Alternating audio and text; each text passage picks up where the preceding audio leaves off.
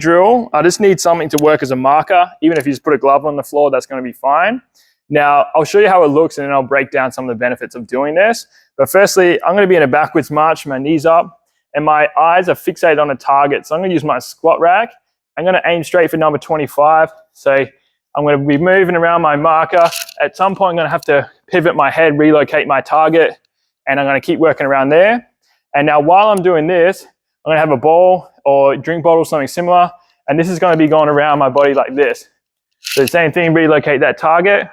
And the last addition is I'm going to give myself, if I'm doing this by myself, I'm going to give myself a number. So let's say 3. And the whole time I'm doing this, I'm going to try and multiply 3 and just keep working through. So in my head, but I'll say it out loud. So if I'm looking at 25, I'm going to be on 3, 6, 9, 12, 15, 18, 21, 24, 27, and that kind of thing as I'm working through. If you've got a partner, you can have them standing there. They can be your visual target and they can hold out numbers and then you can add it. So let's say I hold this number up and you ask them to subtract 3 or add 3, and then you work through the drill from there. Okay, so I'll break down each component of this drill, but from a very general sense, we're training your ability, we're training the brains, we're training the ability to be able to take in information and process information really rapidly, something that's essential across a lot of different sports. But in terms of the aspects, there's 3 main things to highlight here. And look, we could go through the benefits you get from a cognitive standpoint, like forever, but I'll give you guys the main ones. And really, as we're backwards marching from here, around the cone, this is challenging our vestibular system. So this is our awareness of where we are in space. We don't get to look at this. We have to look at something else. So we have to challenge our body's ability to be aware of where we're going. The fact that we're moving backwards is just an additional challenge on the vestibular system from there.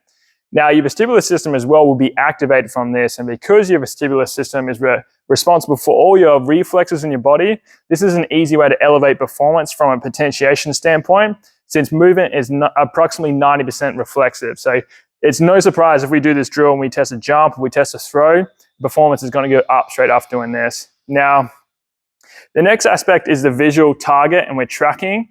So this could be traced as an agility component.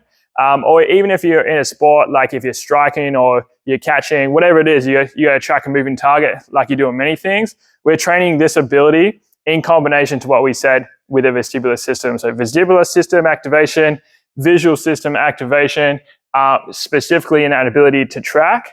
And then having this task of going around, this is going to challenge the right and left hemisphere of the brain. And this is just going to get basically, if I activate right hemisphere of the brain, I get an overall activation potentiation response on the left side of my body just from that pathway, and vice versa from going the other way. So adding that movement to it gets that from a general standpoint, and also adds to the complexity of this drill from a cognitive standpoint, having to do multiple things at once.